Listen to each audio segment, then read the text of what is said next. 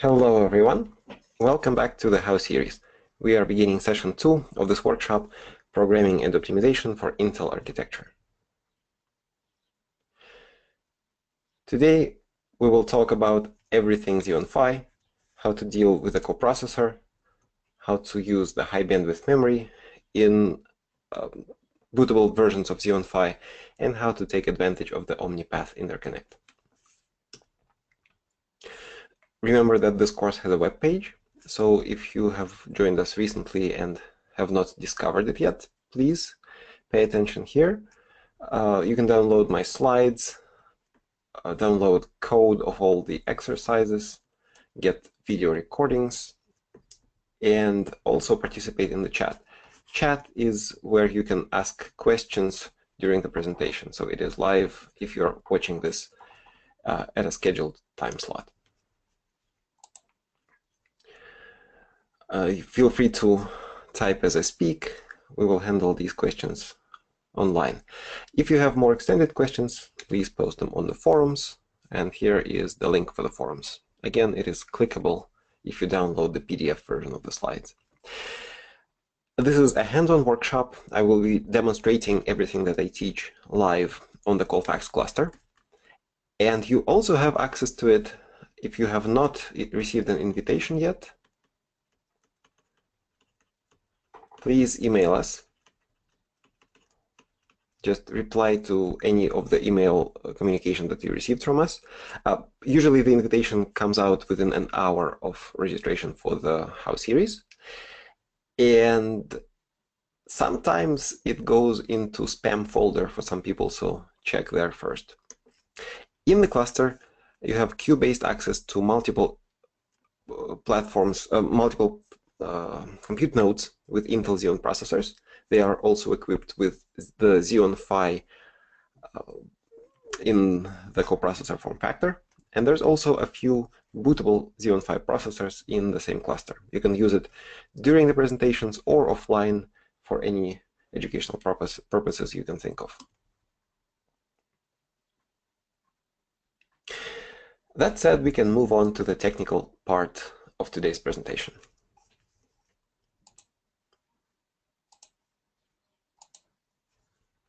We will talk about programming Intel architecture.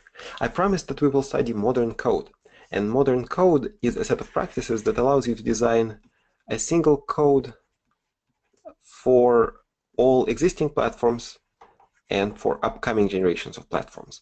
And when I say that a single code will work on all of them, I really mean the performance aspect of the code, because this is the difficult part.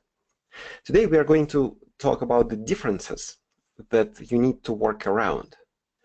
And this, in my opinion, is the easy part. But the differences that you have to recognize are the differences in the form factor and in the memory organization that we discussed yesterday. So we will talk today specifically about the relatively exotic processors branded Xeon Phi. They are, as we discussed yesterday, balanced towards compute and not towards compensating for inefficiencies in your code. And they are available as coprocessors and as bootable CPUs.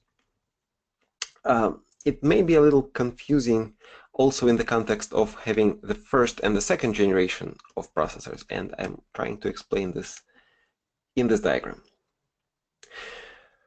So in addition to the form factor, what matters is the brain inside your processor or coprocessor. The brain, meaning the transistor lithography and the logic of the chip, is encompassed by the microarchitecture. So the microarchitecture Knight's Corner was introduced in 2012, and it was the first generation of Xeon Phi processors. It used 22 nanometer transistors, and if you see a model of a Xeon Phi that begins with 7.1 or 5.1 or 3.1, the 1 here is the first generation. It was only available as a coprocessor, no bootable version. And it worked with the instruction set called KNC instructions. In some sources, it's also called IMCI, initial many core instructions. They are 512-bit instructions. This processor is not bitwise compatible with Xeon, meaning if you compile an application for this coprocessor, it will not run, the binary will not work on a standard processor. Knight's Landing is the microarchitecture of the second generation Xeon 5 processors. It was introduced in 2016. It used 14 nanometer transistors and a very different set of brains. You can tell a Knight's Landing by the number 2 in the second position of the model. Now, what could be the source of confusion here is that Knight's Landing was first introduced as a bootable CPU, and it is also bitwise compatible, or I'm sorry, not that's a bad word. Let's call it binary compatible. Binary compatible with Xeon. Binary compatible means that you can use an application compiled for a Xeon, and it will work without recompilation on a Xeon 5. Maybe not efficiently, but it will at least work. It is very important because the application that you can be running there is the operating system. So any standard operating system will work on this processor. Well, kernel support, of course, is needed, but other than that, any operating system, any application. But then the same set of brains is going to be manufactured as a coprocessor. I'm using the same picture, but you have to understand that this is a very different beast. It has higher theoretical peak performance, a faster PCI Express interconnect, and it uses AVX 512 vector instructions. Further down the line, it will be manufactured as a processor with fabric, with integrated fabric, notably. And this fabric is an interconnect that you can use to connect processors living in different systems into a cluster. The brand name of this interconnect is OmniPath. It is actually also available as a card, but this is an integrated form factor promising lower costs. The future of the Xeon Phi family has been disclosed in very limited form. Knight's Mill is the upcoming revision of Knight's Landing, also based on 14 nanometer technology. And Knight's Hill is the next generation of Xeon Phi that will be based on 10 nanometer technology. As we discussed yesterday, smaller transistors, more logic, more parallelism, greater performance. But all of these different form factors require slight changes in the programming model. And this is what we will talk about today. If you have a coprocessor, primarily that you have to recognize that it does not share the memory with the host. There is a host CPU, and it doesn't share memory with the coprocessor. With Intel Xeon Phi coprocessors, there are two ways to program them: offload and native programming. So, if you have a coprocessor, first generation, second generation, you have two options: offload and native. Offload model means that you start your application on the host CPU. So this is probably your Xeon. And your application runs until you encounter a special directive in your code that initiates communication with the coprocessor driver. In this example, I'm showing the statement pragma offload target mic. This is a directive that initiates the offload of a part of the code and some of the data to the coprocessor across the PCI Express bus. On the coprocessor, you run only a part of your application, and then you return any output data back to the host. This programming model may be familiar to people who work with GPGPUs, general purpose graphics processing units. When you use GPGPUs for computation, at some point you launch kernels, and this is similar to a kernel launch. Your application starts on the CPU, then you launch kernels and get your work across the PCI Express bus to the accelerator. So here we use the coprocessor as an accelerator. There is a difference, of course, with respect to GPUs. Kernels that you launch are serial programs, and in the case of the coprocessor, the function that you offload usually is parallel.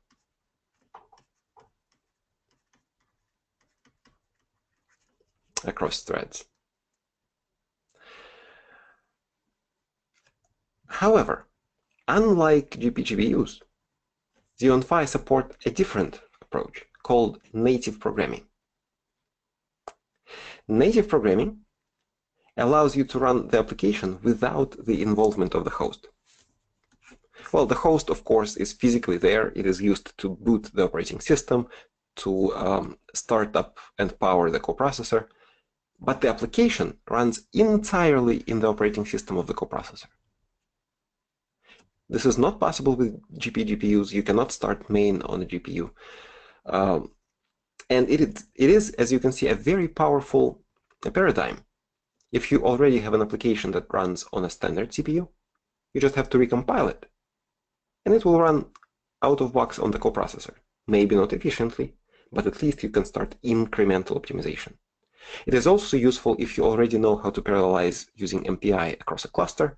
You can parallelize across a cluster of coprocessors. We will revisit it in a minute. Not in a minute, towards the end of this presentation. So, if you are writing a new application or adapting an existing application for a Xeon Phi, how do you decide whether to go with offload or native? This decision may be based on a variety of factors, including, most importantly, the memory footprint.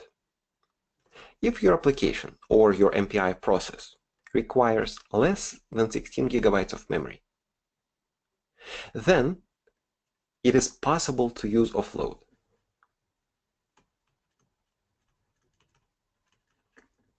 If you require more than 16 gigabytes of memory, then it is not possible to use offload and to use native, and then offload is the only option. If you need more than 16 gigabytes of memory, you store your data on the host in its large on-platform memory, and then you orchestrate offload of pieces of your data to the coprocessor. Another consideration is performance. If your application is mostly parallel, you can run it on a Xeon Phi without performance penalties. However, if you have serial phases in your application, this may not work so well. Native may not work so well, because Xeon Phi cores are low clock speed, they are less forgiving than the Xeon, so your serial phases may take a significant amount of time. This is when offload is your friend, because serial phases you will run on the host, and parallel phases you will run on the coprocessor. So this is a natural fit for heterogeneous programming with a CPU and an accelerator. If your application is already existing and you want to port it to the coprocessor, then you need to look at your data structures. If they are complex, if you have a lot of pointer-based structures and they are not really bitwise copyable, then native programming or native execution of your application is going to be far easier than offload, because offload is only going to work with bitwise copyable data. If you cannot flatten your data structures easily, offload is going to be very difficult. And finally, another performance consideration is arithmetic intensity. If you're doing offload and you are intentionally partitioning your application into several offload phases, you need to understand, will moving your application across the PCI Express bus pay for itself? Meaning, will the acceleration that you get compensate for the time that you spend moving data around? There is a good rule of thumb for this decision. If your arithmetic intensity is much greater than 1000, then you can do offload. What it means, what arithmetic intensity means in this context is how many floating point operations you do on every number that you send across the PCI Express bus. If it's much more than 1000, then you may pay off for offload with acceleration. If it's much less, for example, if you want to scale an image, then offload will not pay off because most of the time you will be waiting for data transfer and not computing. In contrast, native, if you don't move any data, arithmetic intensity is not a consideration, at least with respect to the data movement. The brilliant part about native programming is that you can use the same code on the CPU and on the coprocessor. Offload is more complicated. You have to insert directives in the code. And now you may ask yourself the question, why offload at all? I can understand offload if PCI Express card is the only option. Right? This was the case from 2012 till 2016 when Xeon Phi was only a coprocessor card. But now we have a bootable Xeon Phi. So why bother with offload? I think I have a very good justification for it. First of all, coprocessor form factor is going to be available for night slanting too, and it is useful for people who do workstation computing. You will use a Xeon for a powerful host and a Xeon Phi as an accelerator. But in addition to that, there is a new functionality called offload over fabric. It allows you to do heterogeneous computing in a cluster, even if your Xeon Phi is bootable.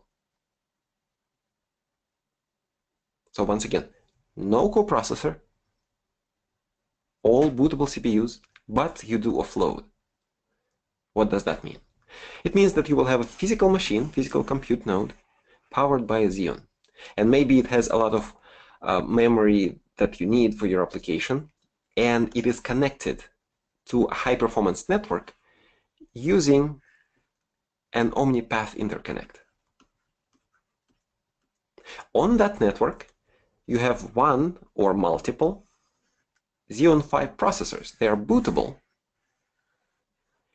but they are definitely capable of running a limited workload. So what you do is you write an application that has offload statements in it, and when it's time for offload, your offload will occur only instead of the PCI Express bus. Your traffic will go across the omnipath interconnect. A part of the application will run on a Xeon Phi processor, and it will return the results to the host. This is useful, for example, if you want to offload to a great number of devices and have a single Xeon operating as a boss processor, for example, for workload management. There is a white paper explaining how it works. You can click this link to find this out. Okay, this is a hands-on workshop, so let's move on to exercises where I can demonstrate these approaches live. Let's first experiment with native programming.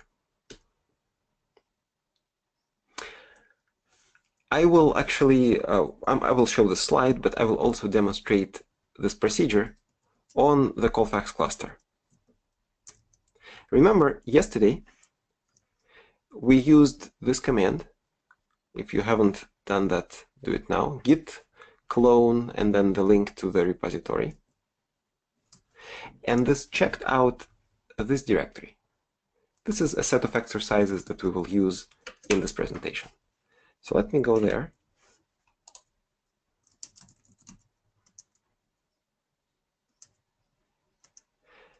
There I will go to 2, and inside of 2 I will go to 2.1. So the first exercise in the labs. Inside I will find some source code, instructions, and if I give up, I can look up in the solution in the solutions. So let me open this, take a look at what's inside. It's just an application that uses UniSTD to query the number of logical processors on the current computer. The number of logical processors is the number of cores times the amount of hyperthreading. If I want to compile it, for a regular CPU, I will just type Intel C++ compiler,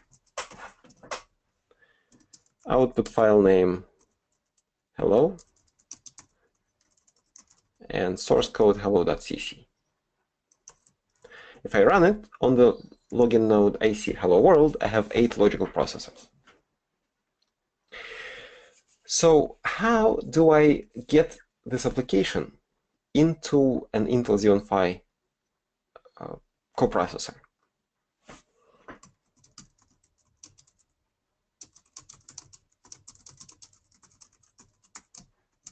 For that, I will create a job file. I will call it native. I will, as I explained yesterday, request one node with a coprocessor.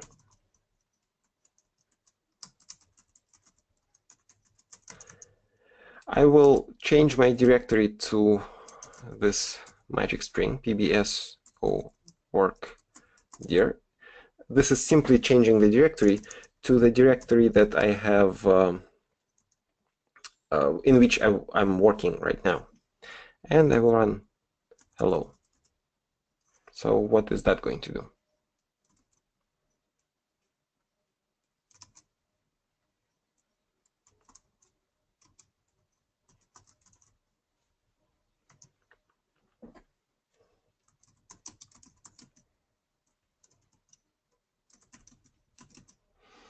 In a minute, I should get the result back. 48 logical processors. Well, what is that? Well, this is the host. Attached to this host is a Xeon Phi coprocessor. So how do I get there? Let me try this. I will do qsub -i. This is in interactive session. -l nodes equals 1 coprocessor. This starts an interactive session, and it logs me in to a coprocessor, to a coprocessor-enabled host. So the host itself is a Xeon, but if I look inside the hosts file, I find something interesting. C5N1 mic 0, or just mic 0. So this is the IP address of my coprocessor.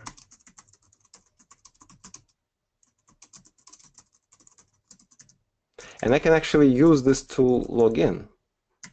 And when I log in, I don't have a CPU, but you can see from the prompt that I'm on a host with the suffix mic 0.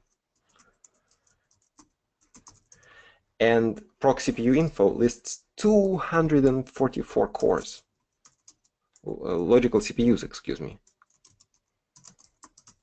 at 1.2 gigahertz. This is my Xeon Phi. And it runs Linux.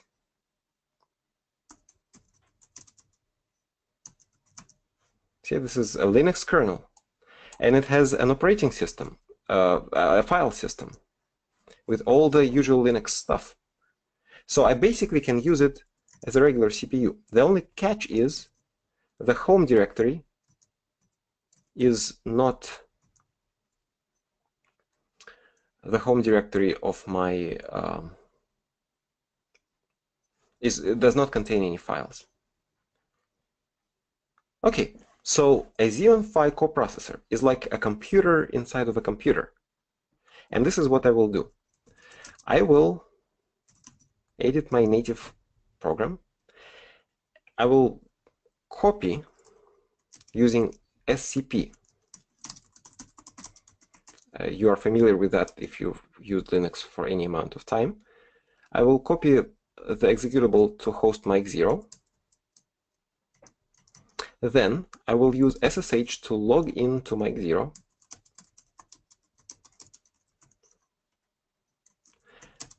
But because this is going to run as a script, I will immediately run this command, hello. Let's see how that works.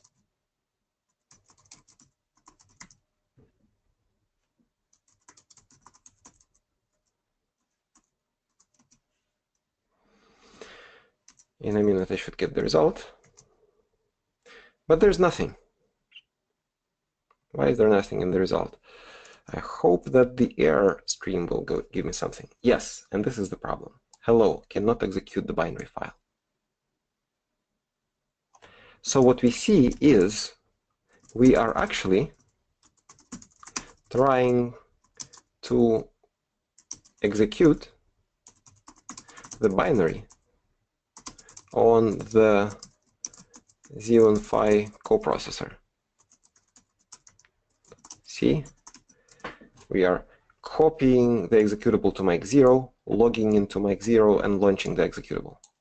But Xeon Phi is not Xeon Phi KNC generation architecture is not binary compatible with the Xeon. So what do? We need to recompile. Oh, shouldn't it be easy? Well, thankfully it is.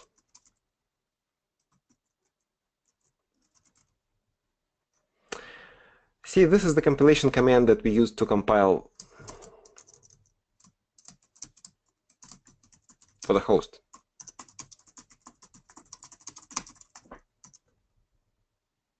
What about the Xeon Phi?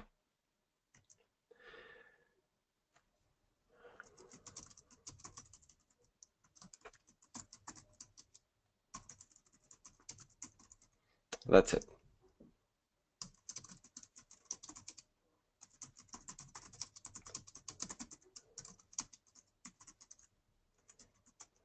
Well, I chose a different executable file name to differentiate between them, but the only thing I did is added -mmic.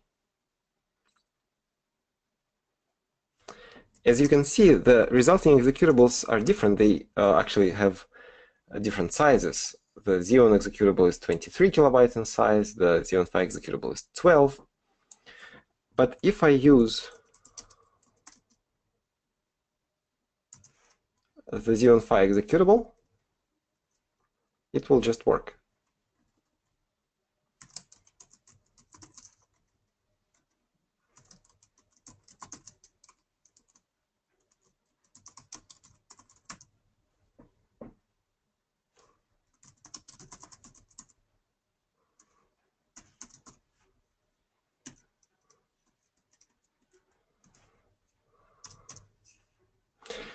I get hello world. I have 244 logical processors. So what this is 61 physical cores times 4 hardware threads per core.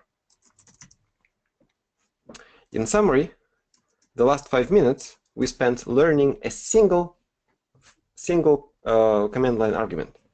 If we compile for the CPU, we can use no arguments, or as we will learn tomorrow, we can use xhost. This doesn't matter. What matters is that to compile for the Xeon Phi, we just have to compile with MMIC, and that's that. I can use the same exact code on the coprocessor and on the host. I just have to cross-compile with MMIC.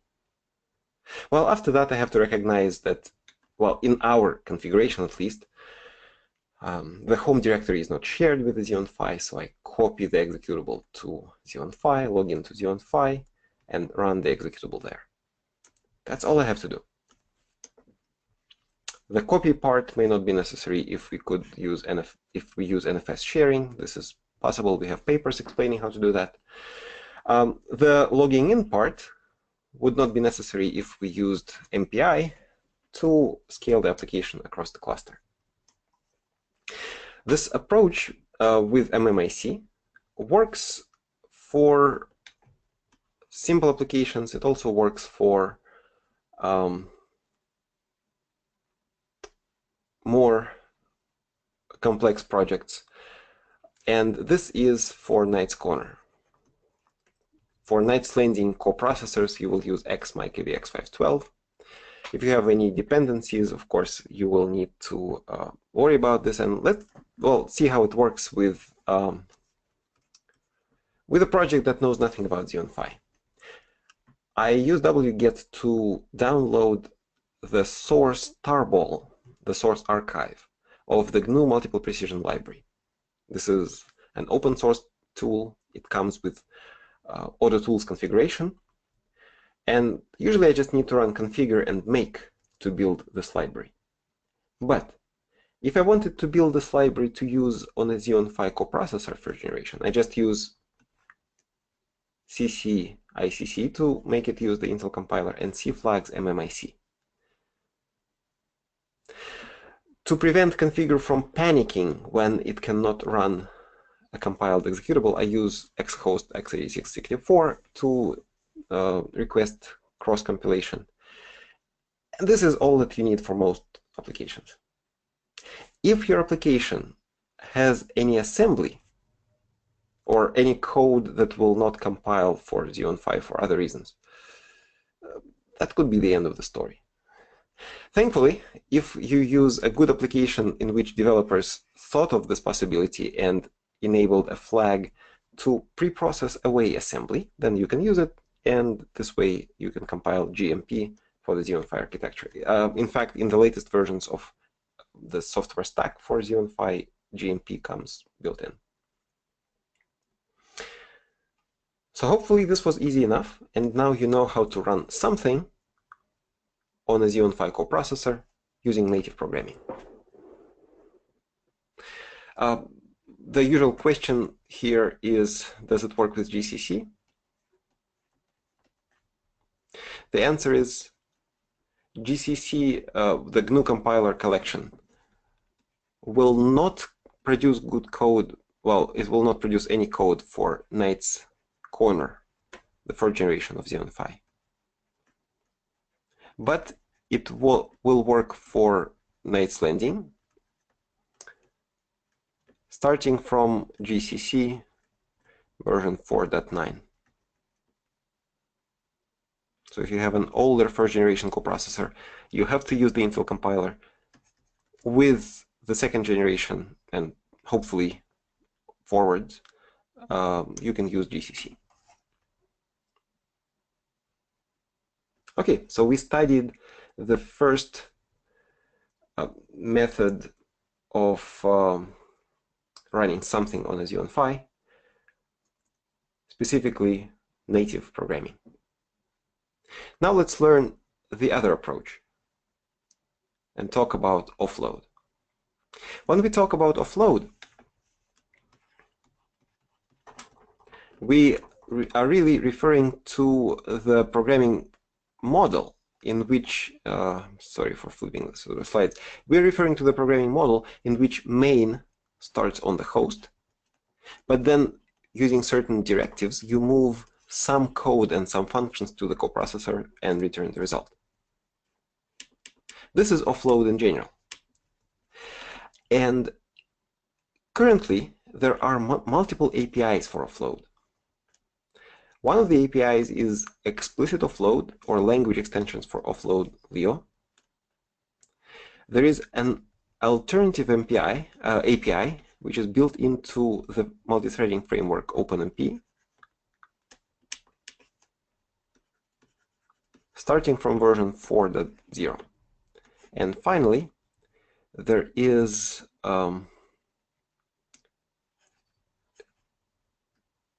shared virtual memory.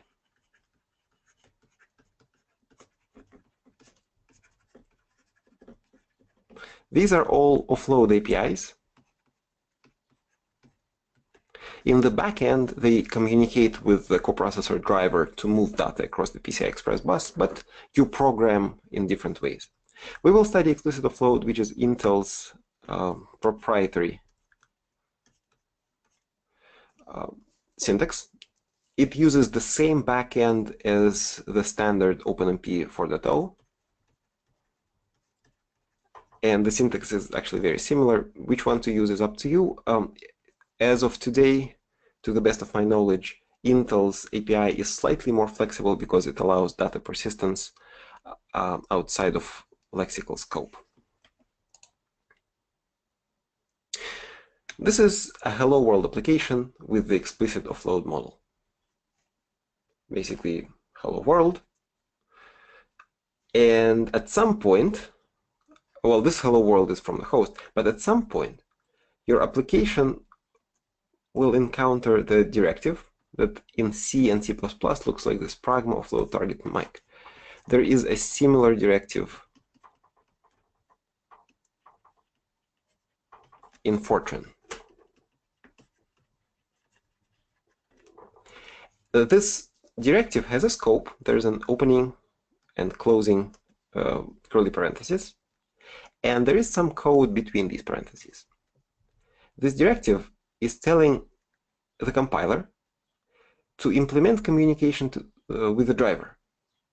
And through this communication, this code will be compiled, ahead of time, this code will be compiled for the Xeon Phi, and at runtime, it will be copied across the PCI Express bus to the coprocessor and executed there. At the end of the offload region, control returns to the host, and the host prints by. Offload, by default, is blocking.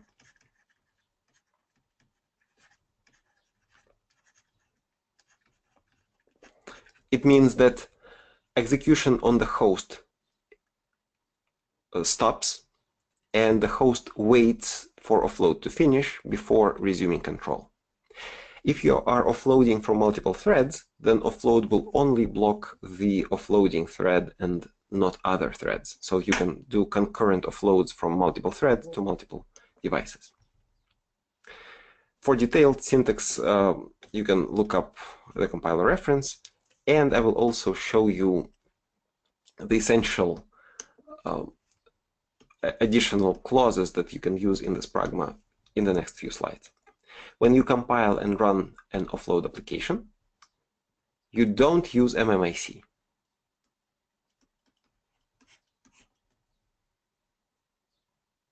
Instead, you compile it normally, and the compiler automatically compiles offloaded code for the coprocessor, and at runtime, it will be automatically executed on the card. When I run this application, I have Hello World from host by Hello World from coprocessor. And this is happening because this line is printed in the output console of the Xeon Phi. It gets buffered and then copied back to the host. So let me demonstrate how it's going to work. If we have this application,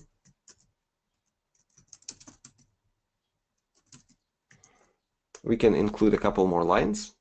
How about this? Hello world, I have so many logical processors from host, and then we will also do pragma offload target mic, and inside we are going to print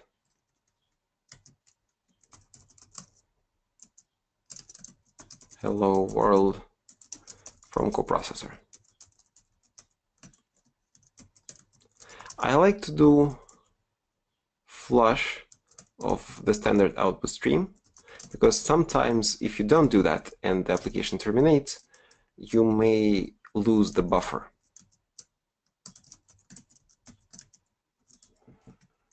Okay, here's my application. So compiling for offload. Intel C++ compiler, output hello offload, hello.cc, compiled.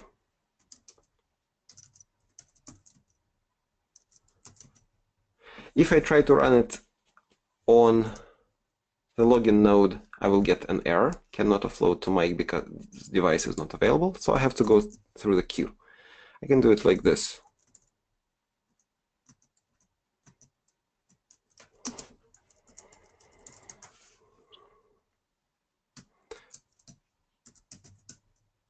Request one node with a coprocessor. Change directory to pbso workdir.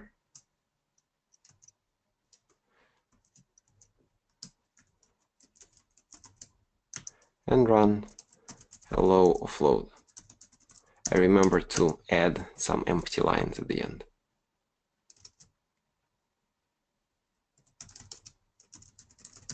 Submitting. Here is my application running.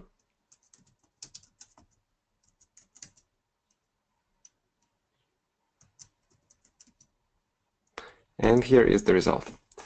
Hello world from host, hello world from coprocessor by, well, hello world from coprocessor this time was printed first. And this is again a buffering effect. We also saw that the default behavior is that if coprocessors are not available, then the default behavior is error. But we can override this behavior to make the code seamlessly fall back to host execution.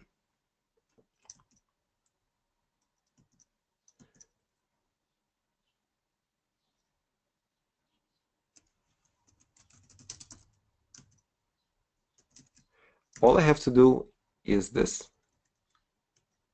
At the end of the pragma, I have to put optional. I will change this from the offload region.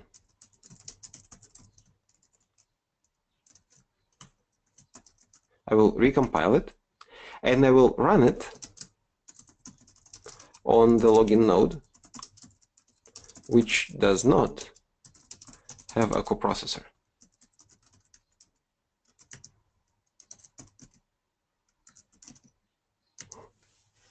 As you can see, the offload region still got executed, but it ran on the host. And now you probably start seeing the ways in which you can make your programs portable. You can have offload statements in the code, but by making offload optional, you can really reuse the code on systems that don't have a coprocessor. Just fall back to the host. The example that I showed was nice and well-rounded, but of course it is only simple until we start offloading functions and data. With functions, we have to use an attribute to declare the function as offloadable. There are two ways to do that. One modifies the function declaration. The other one is a pragma. This pragma reads, this is a compiler directive, it reads offload attribute push target mic. And it tells the compiler that everything starting from the next line will be marked as offloadable. And when this happens, the compiler will compile all of this code twice, once for the host and once for the coprocessor.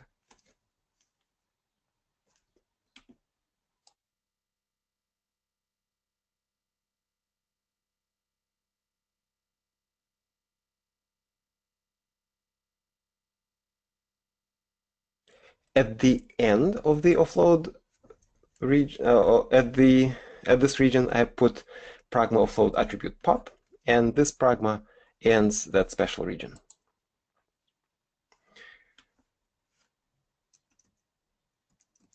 Let's experiment with that. So what if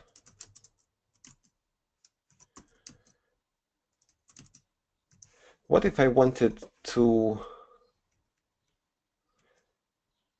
also print out the number of logical processors from the offload region?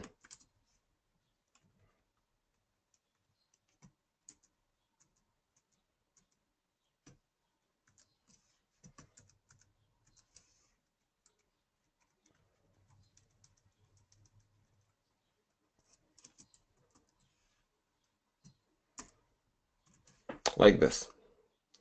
What's going to happen now?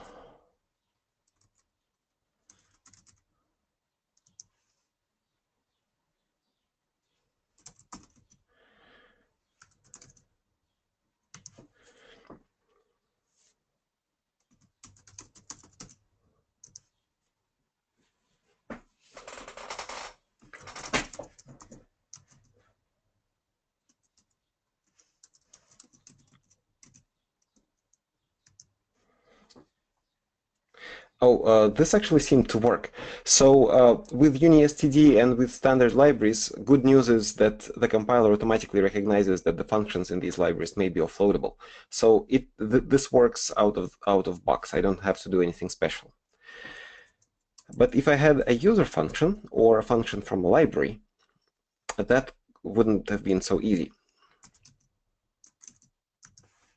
So suppose I had a function here. We'll call it my print. And in this function, I wanted to do all of that.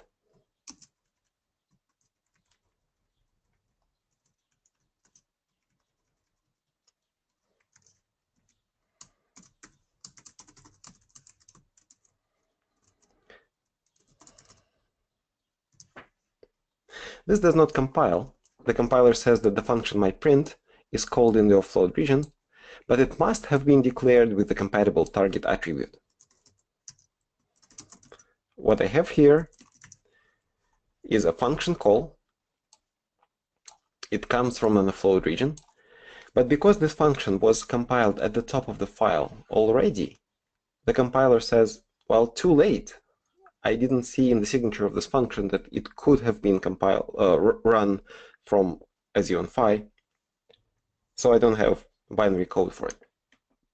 To help the compiler in this case, you have to insert pragma offload attribute push.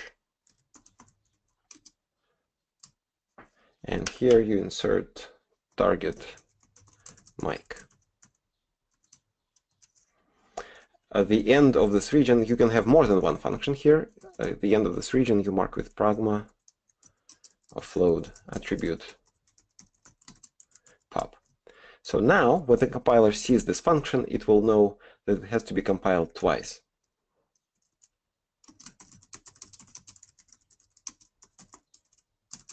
For the host and for the Xeon, for the coprocessor. And this will make the program flexible. If I have a coprocessor, then at runtime, I will execute the coprocessor version of this function. If I don't have a coprocessor, because my offload is optional, I will fall back to the host, and I will have to use the host version.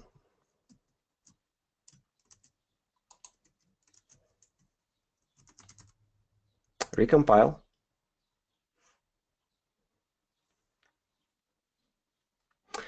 Some warnings regarding std out, which is not declared with the compatible target attribute in the function, but I think it will still work. As you can see, when I run on the login node, I have offload working, but it falls back to the host. But when I'm submitting to the queue and it goes to a node with the real Xeon Phi coprocessor, I should see different core counts, meaning that I ran my code on different platforms. Yeah, so hello world from host comes from a machine with 48 logical processors, which is the host Xeon, and the offloaded code comes from a host with 244 logical processors, which is a Xeon Phi.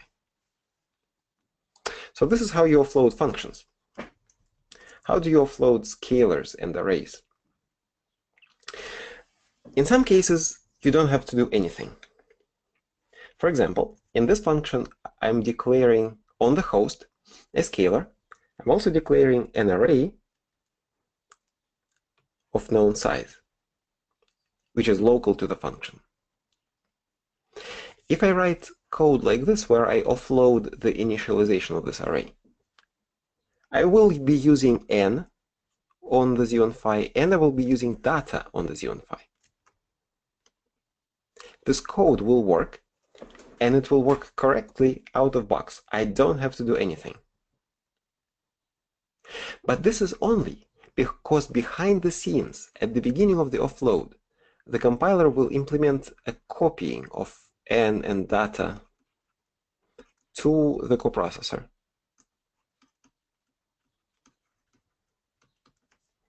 And at the end of the offload, the compiler will implement the copying of n and data back to the CPU. This only works automatically because I'm dealing with scope local scalars and arrays of known size. So at the start of the offload, data is copied from the host to the coprocessor. At the end of the offload, data is copied back. This only works with bitwise copyable data. Only basic types of scalars, arrays of basic types, but it will not work for C++ classes and pointer-based data structures. Instead, you should use the virtual shared memory model. You can find a discussion of that model in our book or in the compiler reference, but we don't have the time to touch on this model in the How series. However, I will explain how to do data marshalling for dynamically allocated data. If you have a pointer-based array, or in Fortran, if you have an allocatable array, then to the compiler, this array is a black box. The compiler doesn't know how much data is hiding behind it, and it doesn't know in which direction you want to move your data. So, the code will not compile unless you insert data marshalling clauses into the offload directive. The clauses that you can use are in, out, and no copy, indicating the data traffic. In means copy from the host into the coprocessor, out means in the opposite direction, in, out means both, no copy means neither. You can specify as arguments of these clauses the data size and optional features such as alignment, redirection into another variable, and other properties. This is not just, but data marshalling itself, meaning the uses of these clauses, is not just optional, it is mandatory if you are dealing with pointer-based data. So in our application,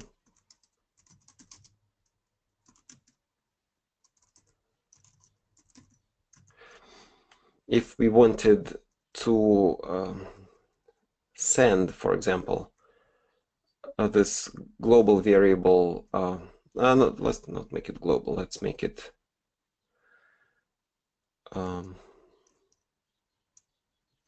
pointer-based.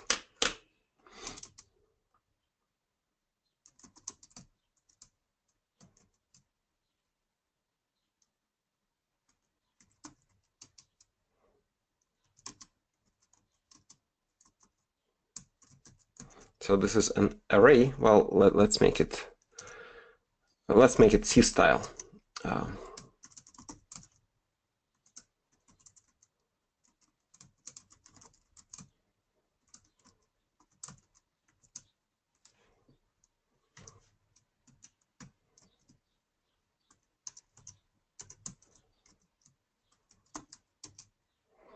I'm going to create an array of size 1.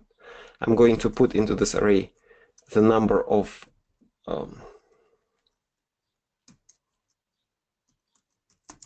logical processors on the host, and I will print it here.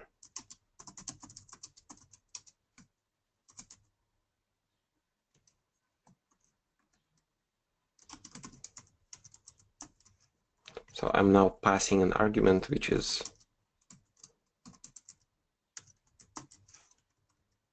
this. Oops, something happened. Okay, so what's happening? I'm creating an array of size 1. I'm writing into the first element of this array the number of logical processors on the host. When I do offload, I pass this into the function. But in order to get transferred from the host memory here into the coprocessor memory here, going across this curly parentheses means moving data across the PCI Express bus. Let's see how this works.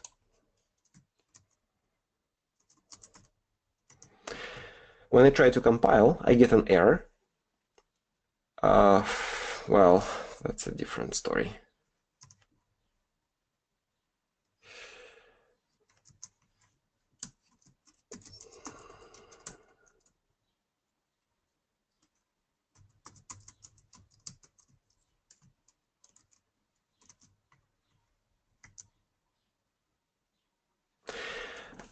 Well, the first error occurred because I forgot to include cstdlib. Without it, I don't have access to malloc, but it's irrelevant to what we're doing. What's relevant is this. Pointer variable and CPUs in this offload region must be specified in an in-out or no copy clause. So to the compiler, it is not clear what's hiding behind NCPUs, and in order to do something, the compiler must know how much data is hiding behind it and in what direction we want to copy it. So I can do this in NCPUs of length 1. The length is specified in elements, not bytes. The length is 1. I only have one element in this array. And in means that I'm copying data from the host to the coprocessor, but not the other way.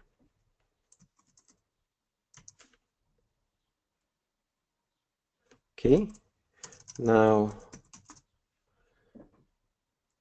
Q sub offload.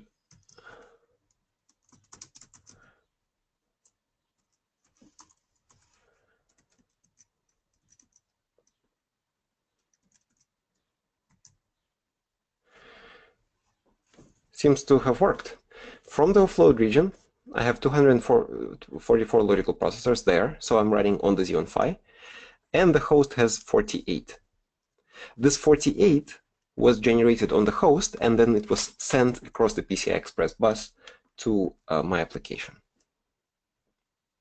Well, let me show you a few more slides with the essential syntax of the offload pragma.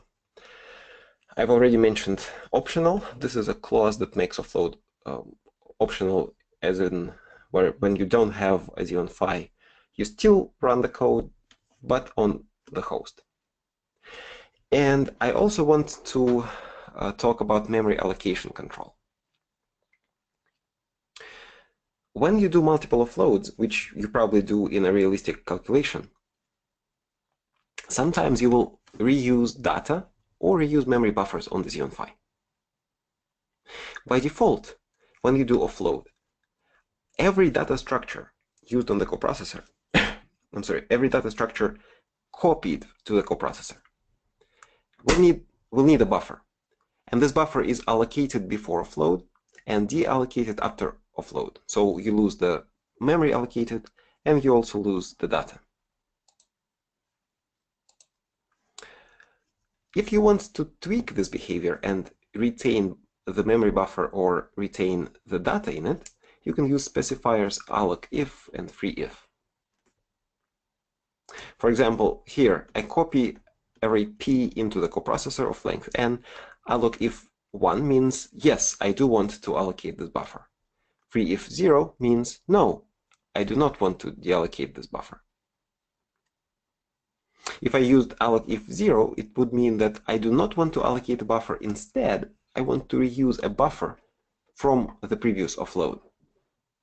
In order for this to happen, I have to have the free if 0 in the previous offload. So this retains the memory buffer, reuses the memory buffer. If I wanted to reuse not just the memory buffer, but also the data, then instead of length n, I could specify length 0. So the buffer will be reused along with all the data. At the end, if I want to be nice, I can use free if1, and it will deallocate the buffer on the coprocessor during the last offload.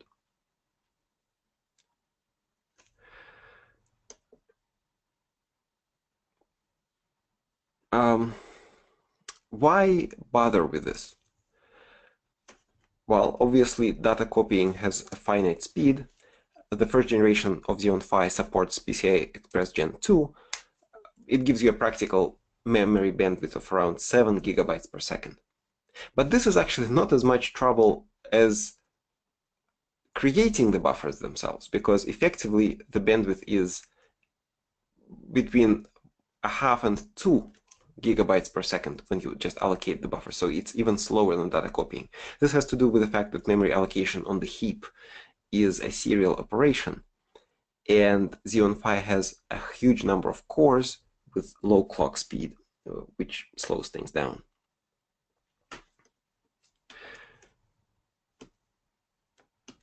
This plot shows the effect of buffer and data retention. You're looking at bandwidth, so more is better, versus array size. So this is the effective bandwidth of data movement for an offload involving a single array of this size. As you can see, it plateaus at around 2 gigabytes per second with default offload. But if you use these clauses, then it jumps up to 7 gigabytes per second. And for small buffer sizes, of course, it also jumps up. I wanted to mention that these numbers, 1 or 0, don't have to be integers. They may also be expressions. So if you use it in a loop, you can set up the expressions in such a way that you allocate in the first iteration, retain throughout most of the iterations, and deallocate in the last iteration. When you do offload, it is also helpful to have at your disposal additional controls. For example, if you want to write different code for the host and for the Xeon Phi, you can use a preprocessor macro. A preprocessor macro is primarily a C and C++ functionality. It is rarely used in Fortran. It allows you to specify which code the compiler can and cannot see depending on compile time conditions. So if you have a function that is declared as offloadable using pragma offload target mic, or alternatively using this syntax, it will be compiled twice, once for the host and once for the coprocessor. During the coprocessor compilation phase, there will be a macro, mic, and it will be defined. So thanks to this if defined, during the compilation for the coprocessor, the compiler will see this code. It will not see that code. And as you can see, it allows me to tweak the output and tweak the numerical tuning parameters. I could just as well tweak the whole body of the function if I wanted, but it is rarely needed. During the second compilation phase, I will be compiling for the host, so the macro is undefined. The compiler doesn't see this, it only sees that. So this is target-specific code.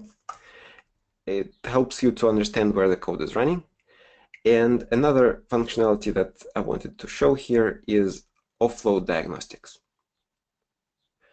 Offload diagnostics can be automated. There is a built-in environment variable offload report. If you set it to an integer, 1 or 2, you will automatically get lines like this printed to your console.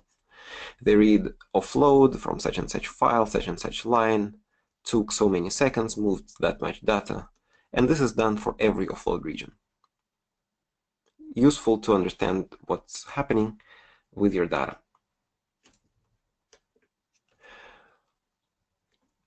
Here, I want to illustrate something that's surprising, and actually it's slightly off topic, but important if you do offload benchmarks. See, This offload took half a second, but it only moved 1 kilobyte of data. This happens during the first offload. It's important to recognize that the first offload initializes the driver.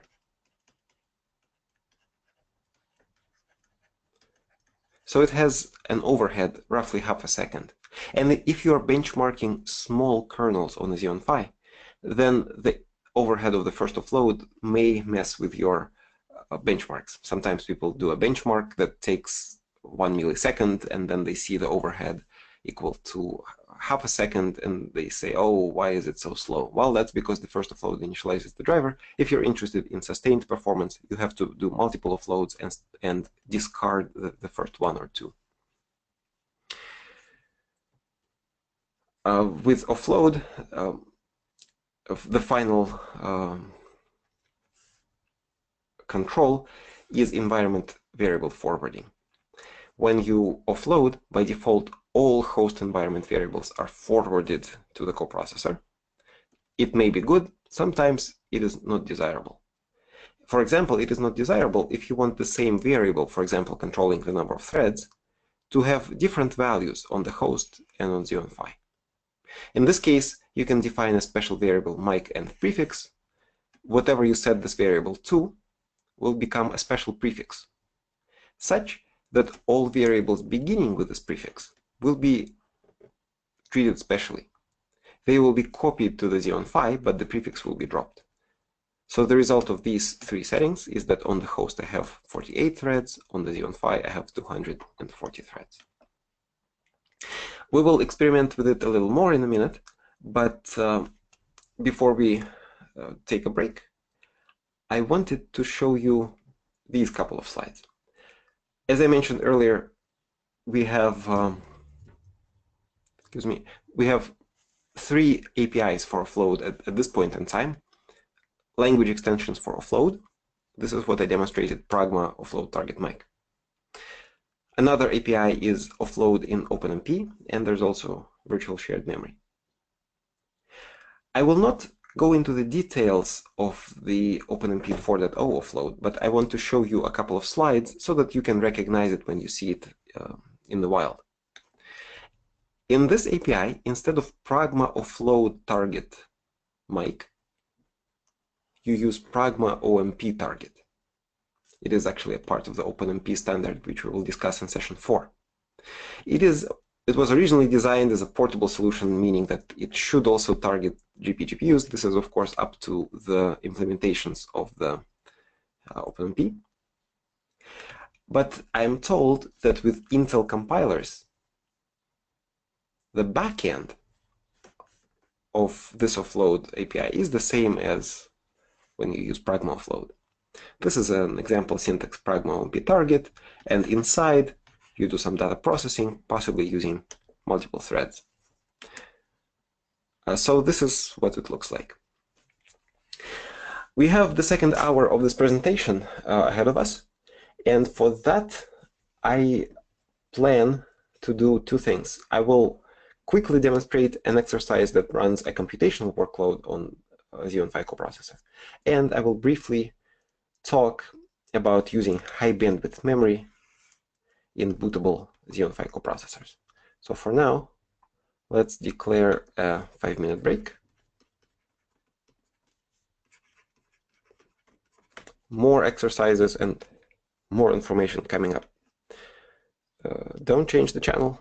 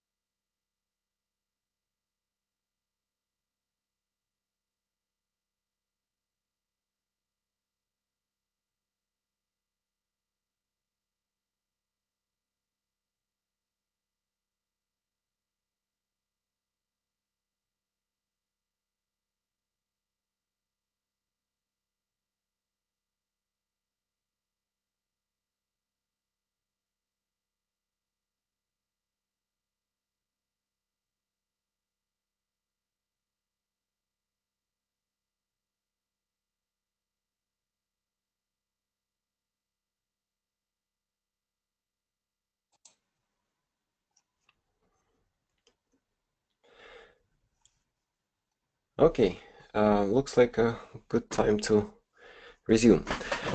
As promised, I will demonstrate offload to reinforce all of the topics that we've learned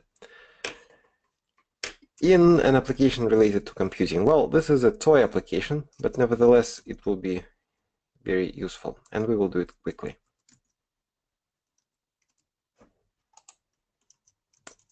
Here's me 203. This is the one that I need. And perhaps I will open another connection to the server, because I will be able to edit code in one window and execute it in the other.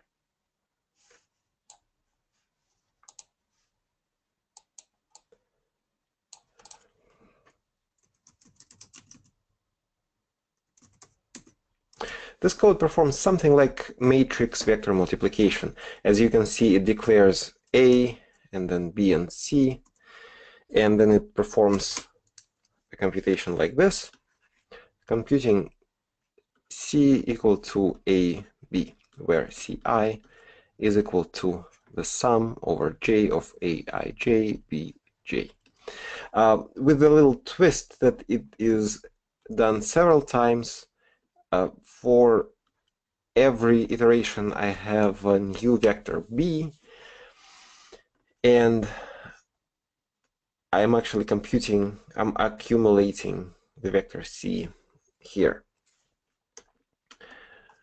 If I compile this application, and by the way, it's easy to compile because there is a built-in makefile. Just type make. I can run this application on the host, and it will show me running the matrix vector multiplication, checking the results. We're good.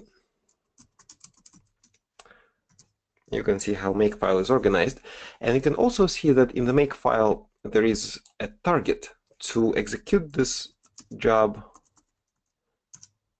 on the coprocessor. We've done it several times already. You can see a very a lengthy pipe syntax for this, but it achieves the same result. Here's the job finished. And there, the application ran on one of the compute nodes on the cluster. It knows nothing about Xeon Phi, and let's pretend that our goal is to offload some of the calculation. I propose to offload this, assuming that maybe this is a prototype for an application where this where the vector B is computed using some sort of a calculation on the host, and we only want to move the matrix vector multiplication to the coprocessor. So I can wrap this into pragma offload target mic. I have to start and end the scope of this pragma.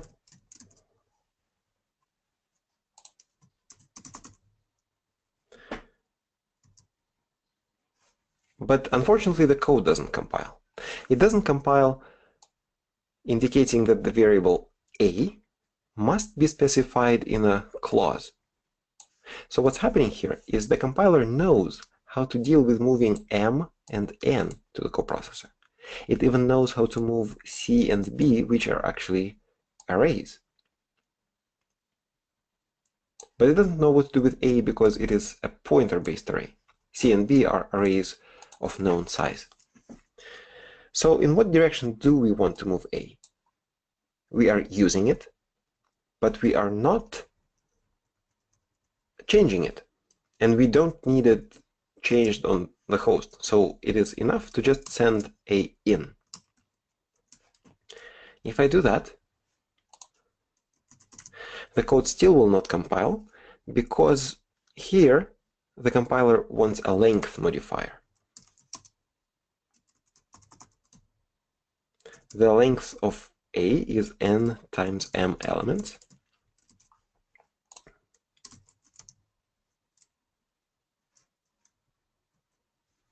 So now I can submit it to the queue, And when it finishes, I should see the result. Yep, we're good.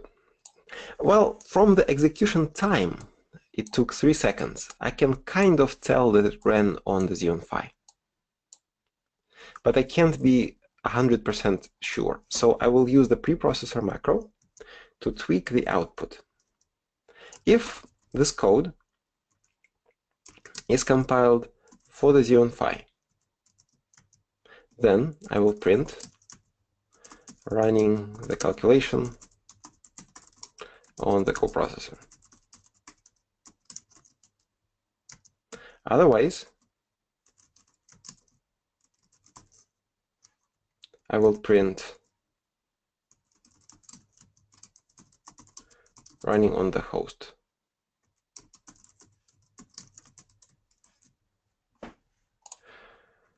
So what about now?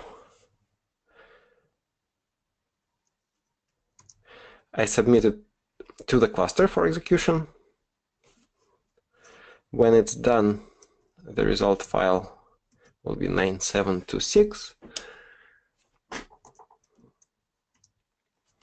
As you can see, the calculations ran 5 times on the coprocessor. In contrast, if I ran it on the login node, well, here I run into the error device is not available, but we already know that offload can be optional.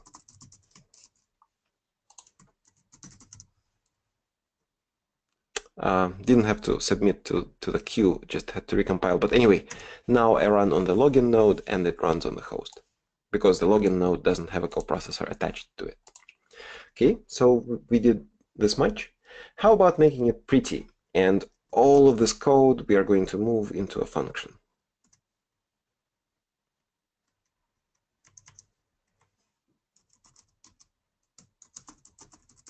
I will call the function multiply. And what does it need? It needs mn, it needs a, b, and it needs c.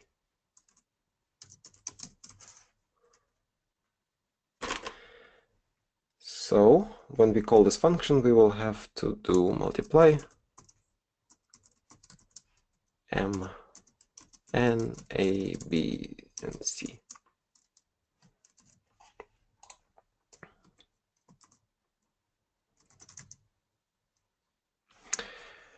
The code doesn't compile. This is a familiar error because the function multiply, the compiler had no way of knowing that it could be used on a Xeon Phi, and to give the compiler a warning, we have to include a pragma offload target, offload attribute,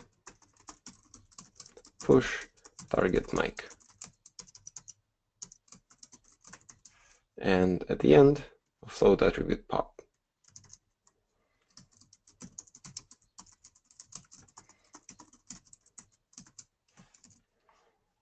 Okay.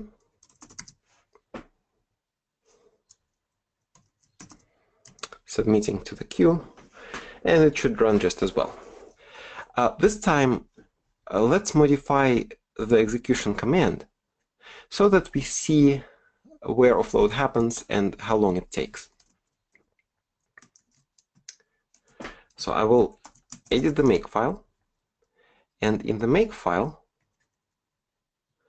I will aim here, put offload report equals 2. What does that do?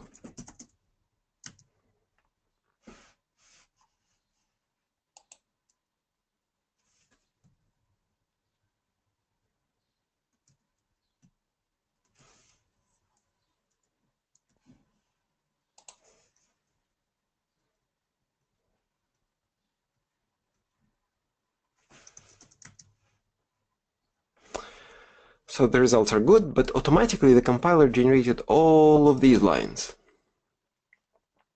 So what can we get from them? The first offload, well, all offloads occurred in line 34, which is this line. That's correct. Then the first offload took a quarter second, and it moved, you have to count zeros, it moved 8.8 million bytes. So it moved A plus B plus C. The next offload took 15 milliseconds, and all subsequent offloads only took for 12 milliseconds. But all the time, we are moving 8 megabytes of data in. This is not necessary, because matrix A is the same in all iterations. And in fact, we're defeating the purpose of offload by doing that. Because if we have to move the entire matrix A, and we use every element of A only once, we will be waiting for offload much more than we will wait for computation. So it makes sense to retain A on the coprocessor. That's how we will do this. The first step is this. I will only allocate a buffer for A if the iteration is iteration number 0. And I will free this buffer only in the last iteration.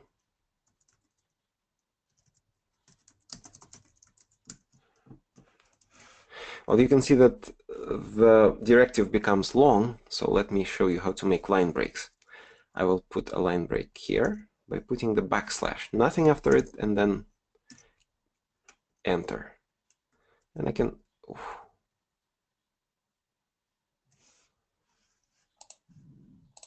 Some magical keys in Windows, I'm sorry about that. That's that. Okay, so we are going to allocate a buffer for A only on the first iteration and free it only on the last iteration. Let's see what that does. Submitting to the queue. The job is number 30.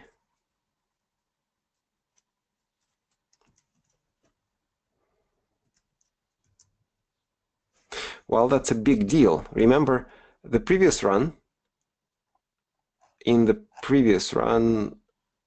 where did it go? In the previous run, it took around 10 milliseconds. Now, when we just don't reallocate the buffer, it takes just 3 milliseconds. Huge difference. So most of the time, we were not even moving the data of A. Most of the time, we were creating a buffer for A. That takes a really long time. So, okay, how about we now take care of this? So our original goal was to avoid moving 8 gigs of data. We can do that by changing how much data we move to this. Well, to make it nice, I will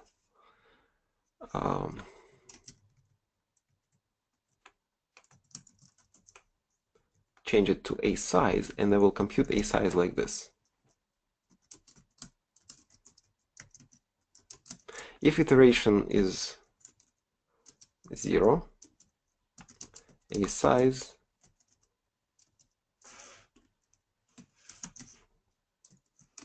is m times n.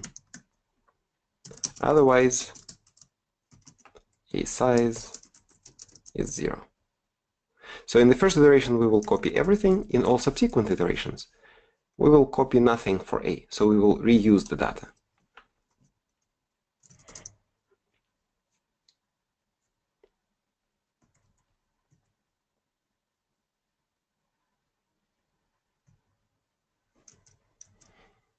So 31.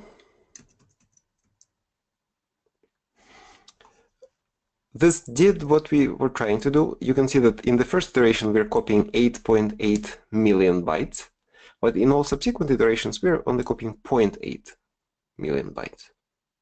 We're copying less data, but it is not reducing our calculation time. Well, that's because this time, well, we did the right thing, but now the limiting factor in this calculation is not data movement, but rather it is either buffer creation for B and C, or it could be the calculation itself. To eliminate the first hypothesis, I will just retain the buffers for B and C. So vector B, I need to transfer in. And for vector B, I do not need to specify the length because the compiler knows it, but I need to specify all of these things. And for vector C,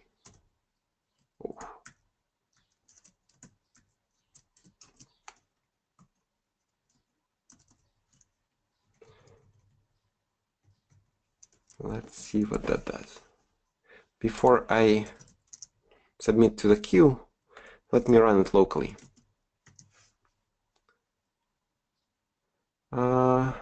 Interesting. Locally it worked.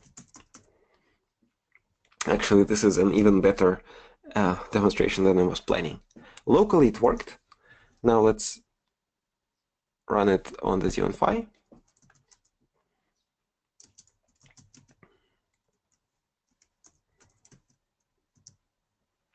On the Xeon Phi, I have an error, a correctness checker that says, "Ooh, something went wrong. The norm is not correct."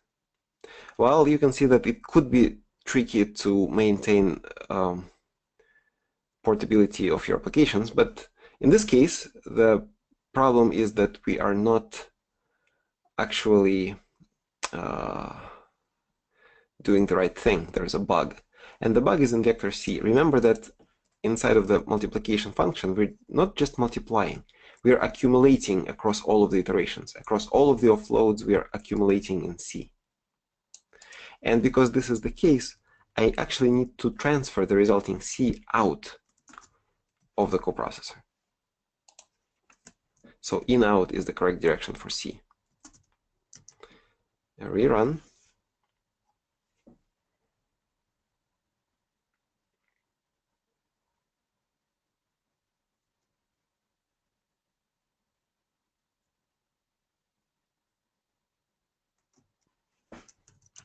"33 is the job."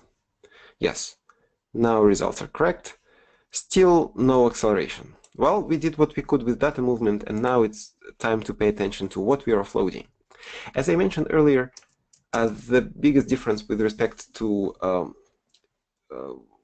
between GPU and Xeon Phi programming is that with GPUs, you offload serial kernels, but you specify the parallel pattern of these kernels. In contrast with Xeon Phi, you offload code that must have parallelism inside. So to use all of the cores, currently we're using just one core on the Xeon Phi, and to use all of the cores, I would have to offload code that knows parallelism. We will talk about it in session 4.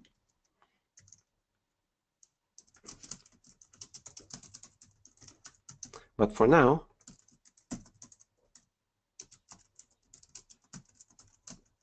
oh, I'm sorry. What I'm going to do is insert a directive, pragma OMP parallel 4. What this directive does is it creates threads, as many threads as I have logical CPUs, and then it distributes different values of I across different threads. So I'm going to be using all of the cores of my coprocessor. Let's see if this speeds things up. Not quite yet, because when I did that, I forgot to compile with the correct argument. And the correct argument should be in the make file. And the argument is -q openmp. Let's recompile.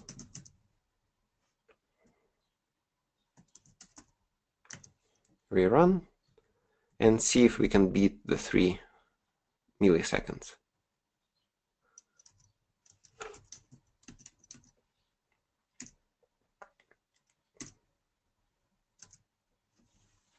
And looks like we can. So now it is 0.7 milliseconds, which is 4 times better than we had in the past.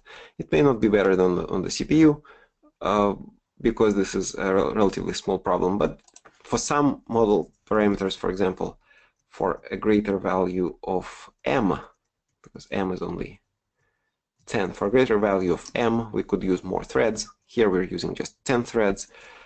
For a greater value of m, or if we wanted to go into more trouble and do loop collapse, we could achieve better speed up. We will talk about all of these techniques and about these considerations in the optimization part of the course, which will begin in session 6. Hopefully this was a convincing exercise teaching you how to offload, and that offload is not that complicated. Okay, we've spent quite a bit of time with the coprocessor form factor of Xeon Phi, and this was partly the reason, partly the goal of today's presentation. But now I want to switch gears completely and talk about something else. We are still going to talk about Xeon Phi, but we will switch to the second generation chip based on the Knights Landing architecture, or KNL, and equipped with high bandwidth memory. So we are going to run on different compute nodes. These compute nodes don't have a Xeon, they don't have a host. The host is, well, or you can think of it as the host is the Xeon Phi processor. It sits in a regular system board, it has memory modules that it controls, it has hard drives that it controls, and there is a network card, one with Ethernet and one with OmniPath, and it controls all of these.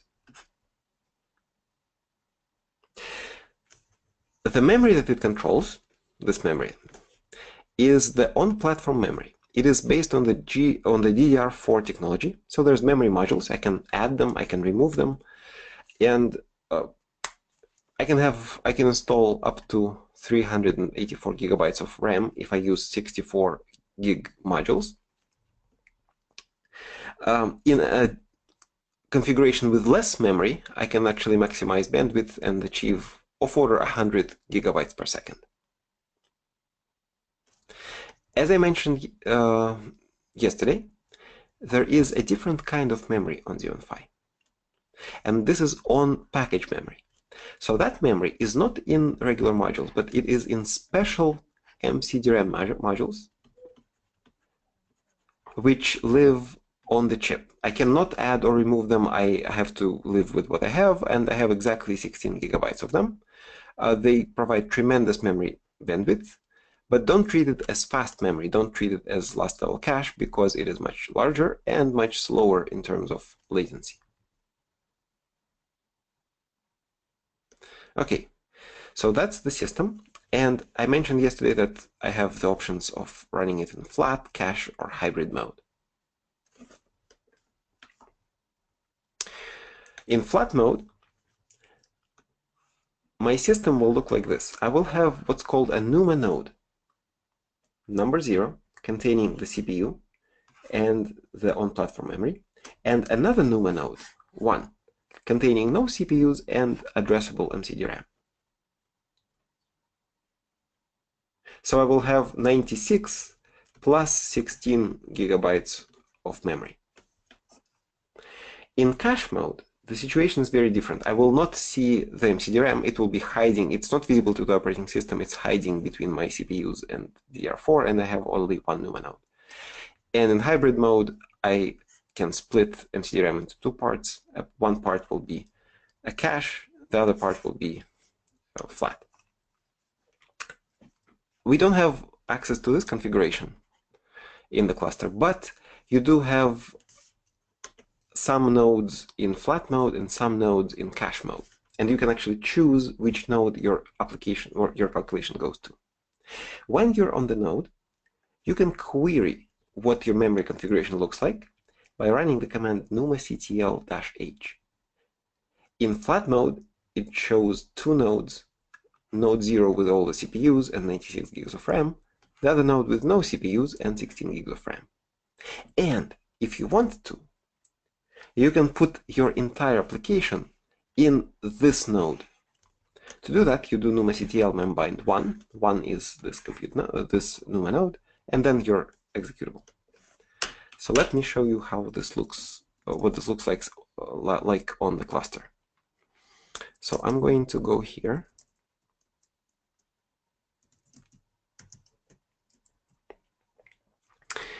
And I will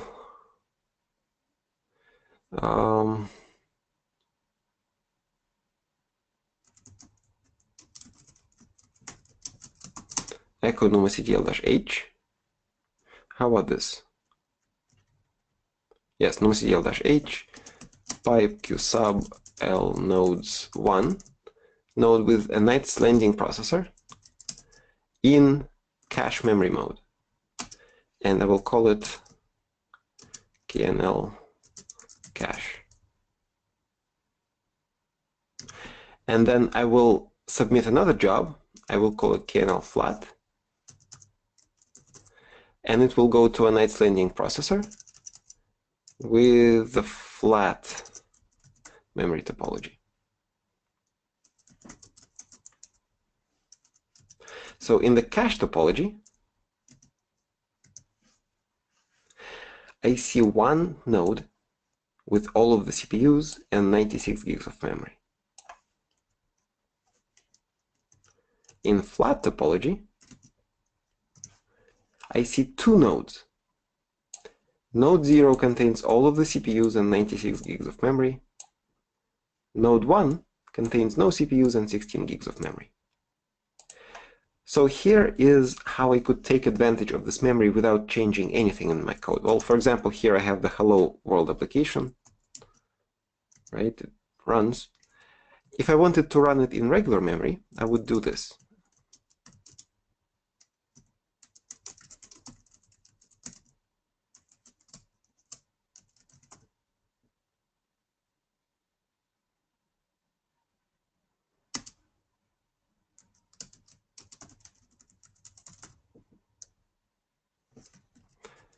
Actually, let's do this.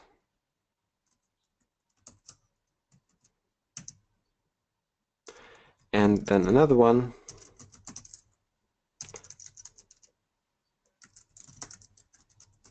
How I would execute this application in high bandwidth memory is like this: numactl m1.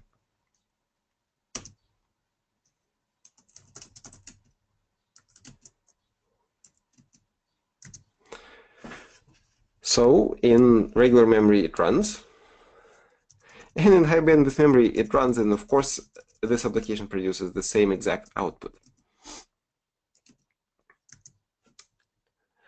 We could run an application that does something more than just hello world, and we will do that, but I will defer this to a later session. We are actually going to talk about it in session 10.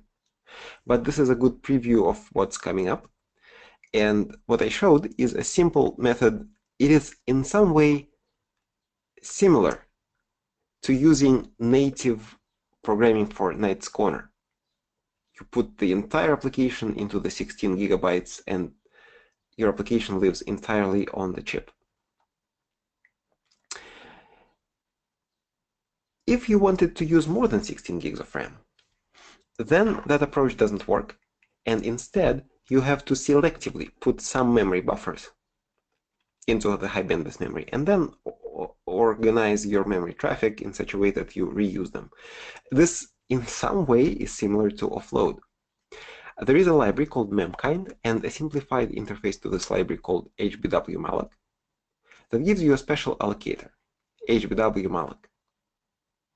It returns a pointer, and it's pointing to a memory address that lives in the high bandwidth memory.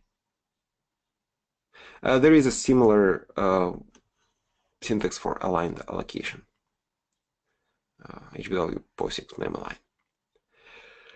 And then whatever you put in the high bandwidth put into this buffer will be placed in the high bandwidth memory. When you compile an application that uses HBWMalloc, remember to use the argument -l_memkind to link to it.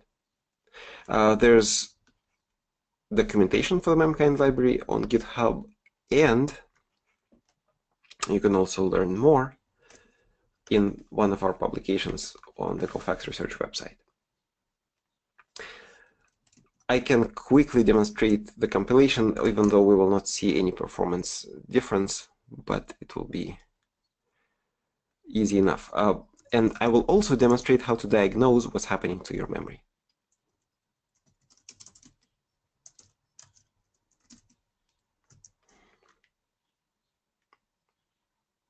So instead of all this, I will do the following.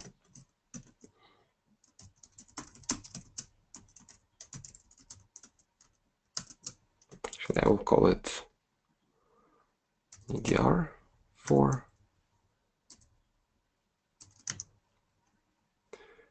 I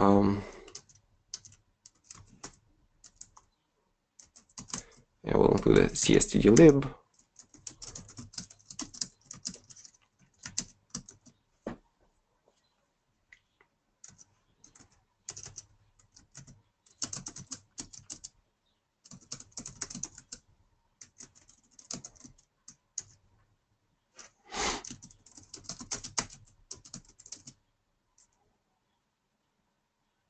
How about 4 gigabytes?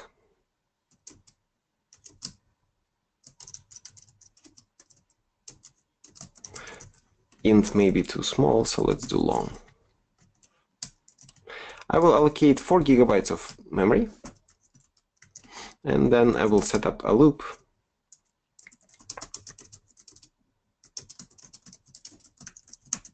initializing A to 1. Well, maybe we can do 8 gigs just to make it slightly slower. Maybe we can trap something. And then I will write another application.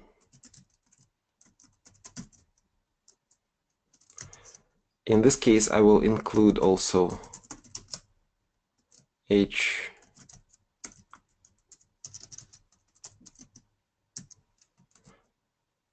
HBWMalloc.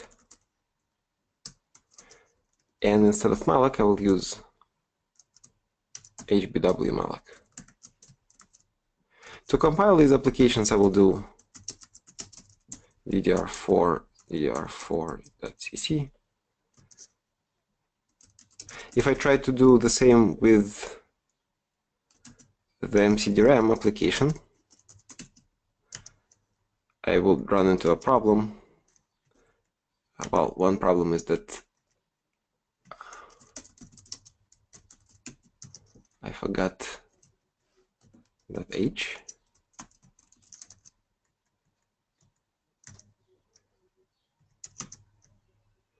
And the other problem is that I forgot l_memkind.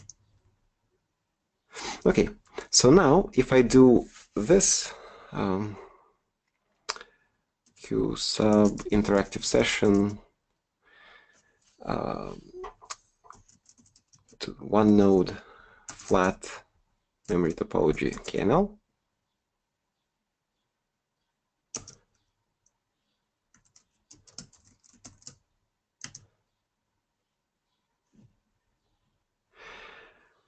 here I can do DDR4.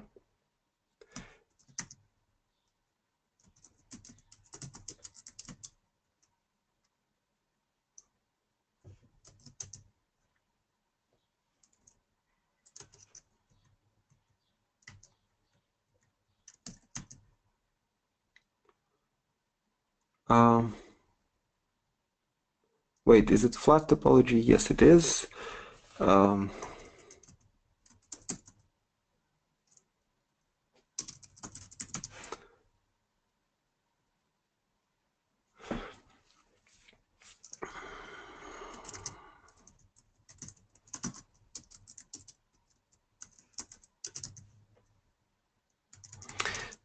Well, the idea here is that we should be able to see the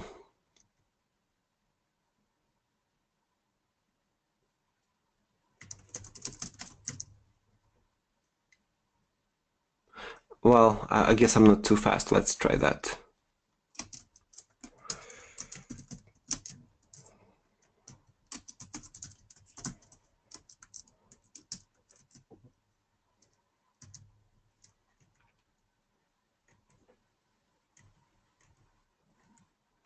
I got kicked out. Let me log in again.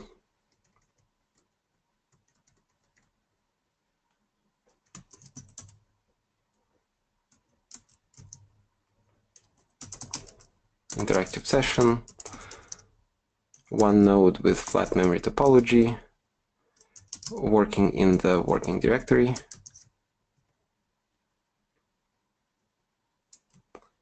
Oh.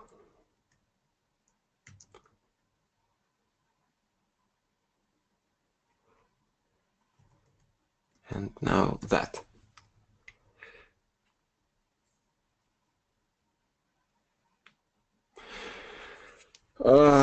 Maybe not the best demonstration.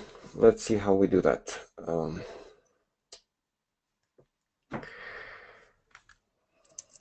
Well, let's just run it because we're running out of time. Let's just run it and see that it works.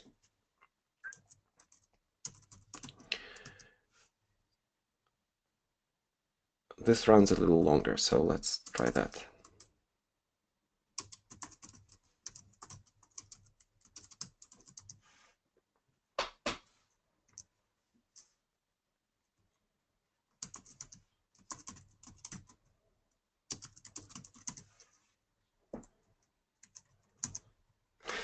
Finally, okay. So when I run this application, I see in NumaStat that node 1 has a lot of memory allocated, which means that the application is running in the high bandwidth memory. If I run the same, well, this is too fast. If I run the same process in DDR4, nothing happens. If I run the same process in DDR4, I should be using all the memory usage in node 0. You can probably try to modify this application to make it run slightly slower so that you can actually track this, but NumaStat prints the utilization of the different Numa nodes, and you can tell whether you're allocating in DDR4 or in high bandwidth memory. For you as the developer, the decision whether to use NumaCTL, memkind, or cache mode can be made using this simple flowchart. If your application needs less than 16 gigabytes of RAM, don't change anything in your code. If you need high bandwidth memory, simply run the whole program in MCDRAM. No code modification required. If you are using memkind, the only reason to use memkind is if you cannot fit the entire application in 16 gigabytes, you need more. And you know exactly which objects you want to put in the high bandwidth memory. But you have to modify your code. You need to add calls to memkind. And finally, if you don't know which objects need to be placed in the high bandwidth memory, you can try to allow the chip to figure this out. Just use a machine in cache mode. Don't modify anything in the code and see what happens. In the last couple of minutes, allow me to demonstrate a couple of slides relating to OmniPath, and this again requires a change of gear, but I promised that today we are going to cover everything specific to Xeon Phi, and it makes sense to mention OmniPath. Intel OmniPath architecture is a communication fabric for high-performance computing applications. You install a card like this into each node in your cluster, and you can expect sub-microsecond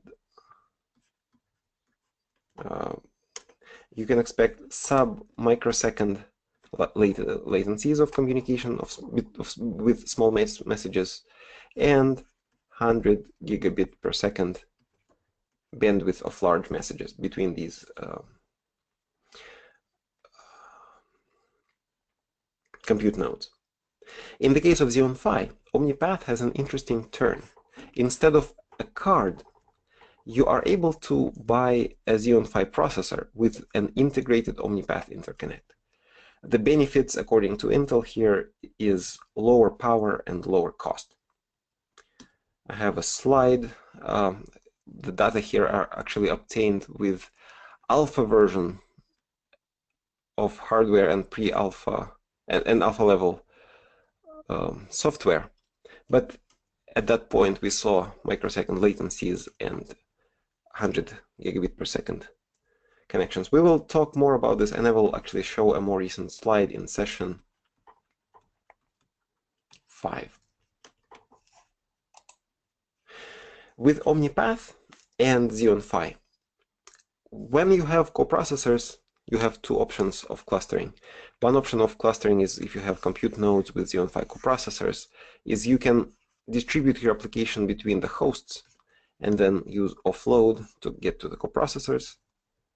Alternatively, you can put MPI processes directly onto Xeon Phi coprocessors and do peer-to-peer communication between Xeon Phi coprocessors. Again, this is something that we are going to discuss in session 5. This is a preview of what's coming up. Today, we talked about programming models. If you have a coprocessor, you have two options, native and offload. With native, you don't change the code, but you recompile with MMIC. With offload, you use pragma,